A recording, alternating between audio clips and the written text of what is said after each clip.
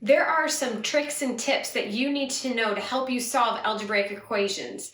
They're called the commutative law, identity law, and associative law. So come along and I will teach you how to use them.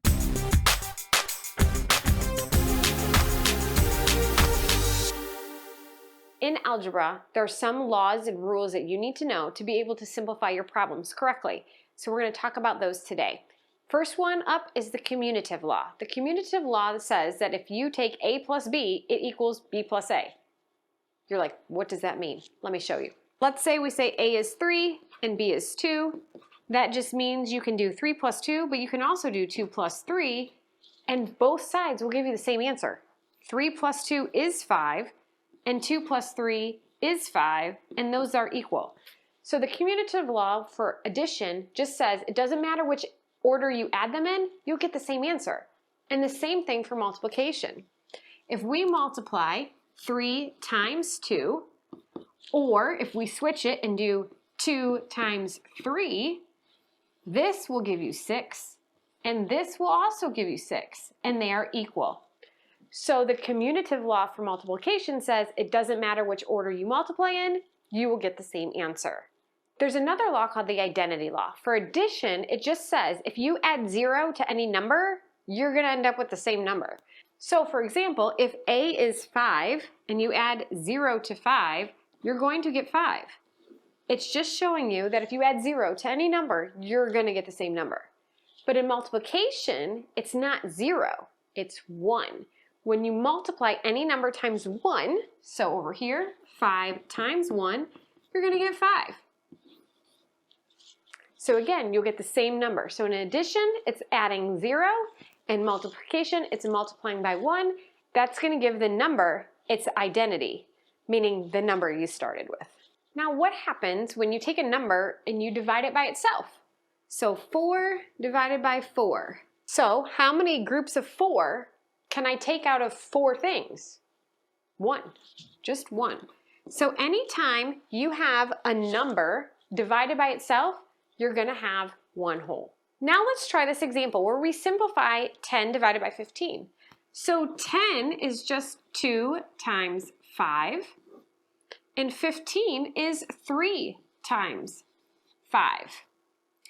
Well, we just learned in the identity property that a number divided by itself is a 1. Pretty cool, huh?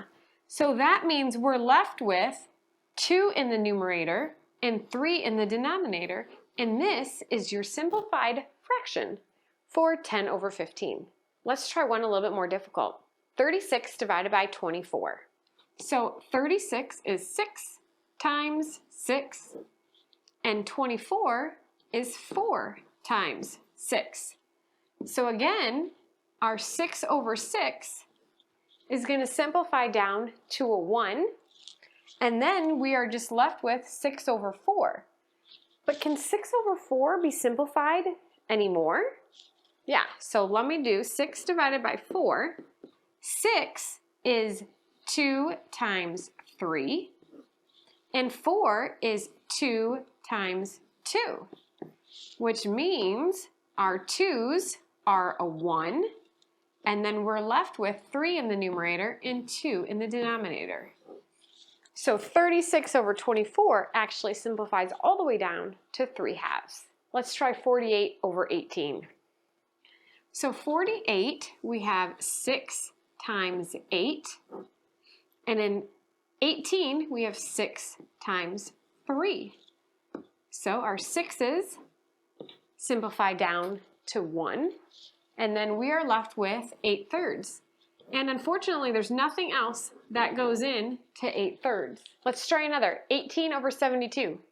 So 18, you can break this up a few different ways. You can break it up into 6 times 3 and 9 times 2. You want to make sure the number in the denominator is also going to have factors that we break this down into. So if we were to do 9 times 2, and 72 is 9 times 8, then our 9's simplify down to a 1, and then our 2 and our 8, we have 2 in the numerator, and in the denominator, 8 is 2 times 4.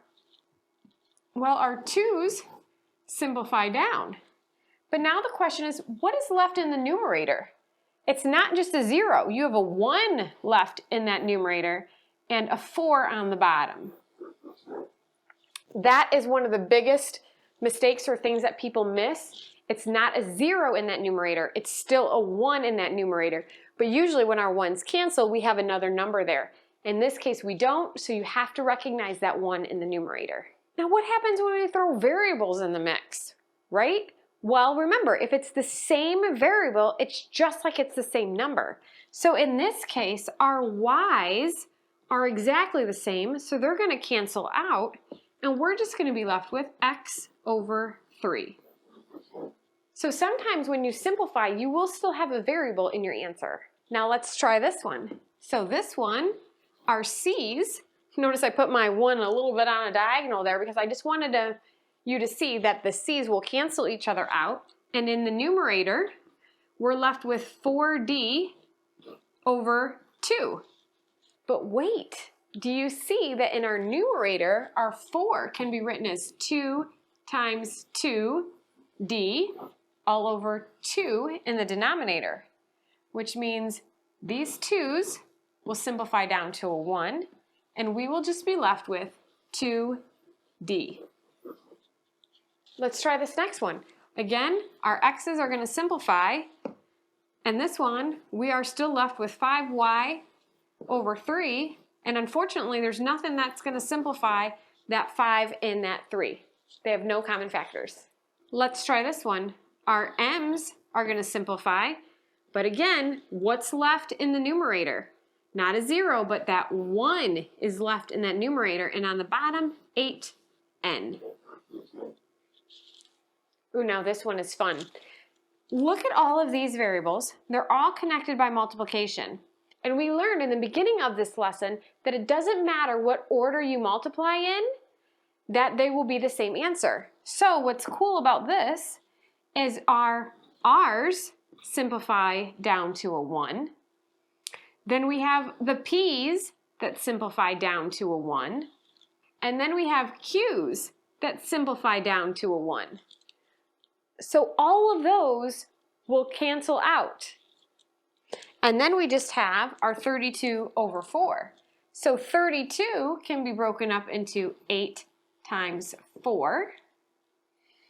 And then 4 in the denominator. So now our 4's simplify down to a 1.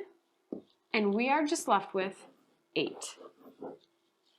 The associative law is something that you need to know in simplifying some algebraic expressions. So, for example, all this is saying is that it doesn't matter what order you add things in, you're going to get the same answer.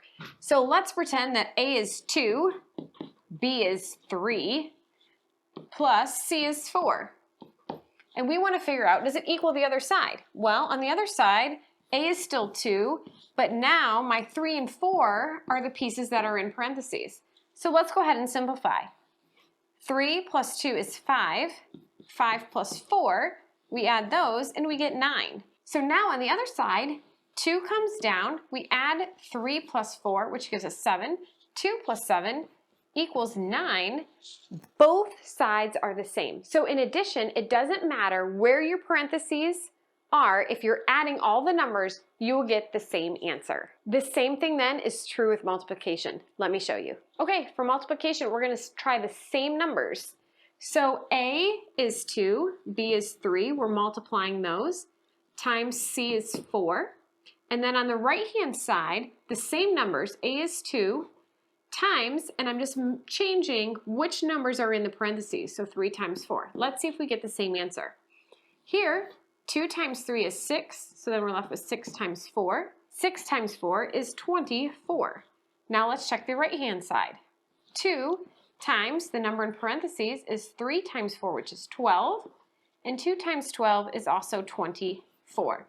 So we notice that in multiplication, the same thing is true. It doesn't matter where your parentheses are. When you're multiplying, you will get the same answer.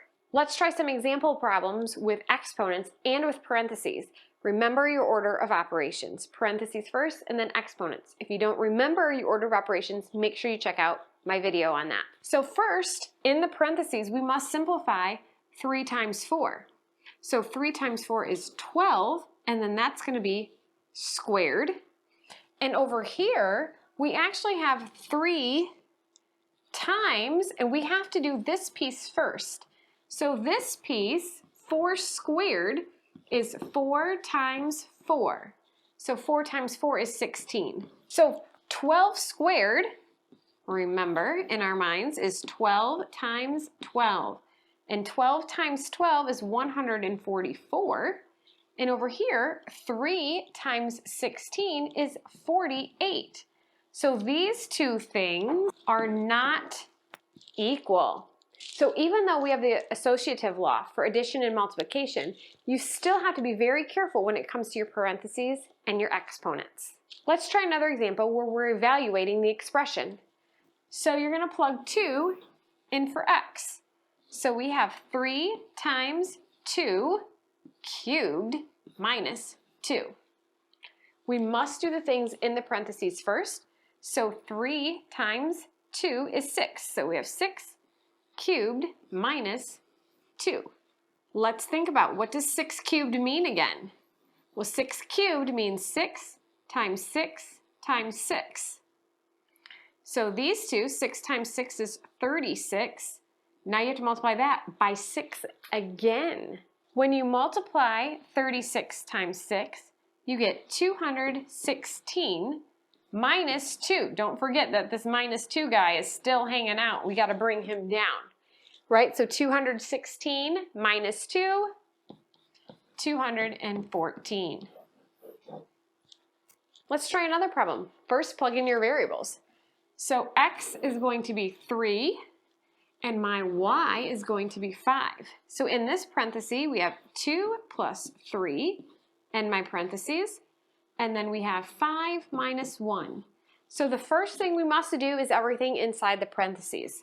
So 2 plus 3 is 5, parentheses, 5 minus 1 is 4. So 5 times 4 is 20.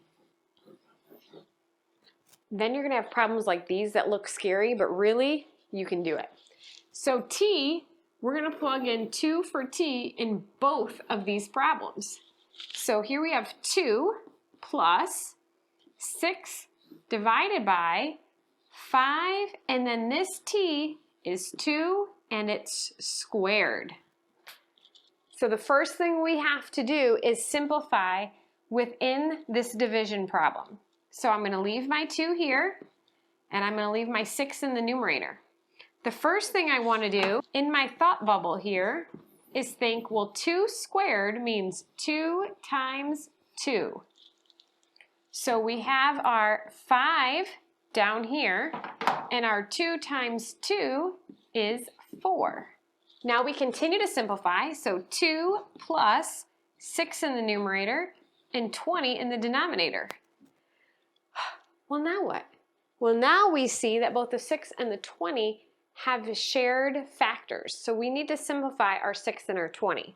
So in my thought bubble over here, 6 I'm going to write as 3 times 2, and 20 is 10 times 2. And then I see that my 2's will cancel out to become a 1. So what am I left with? I'm left with 2 plus 3/10 is what I have left. So 2 plus 3/10 is just 2 3/10. Hopefully these laws have helped you understand how to solve algebraic expressions. Make sure to subscribe, share this video with any other friends in algebra, and ask any questions below, and then I can help solve your problems.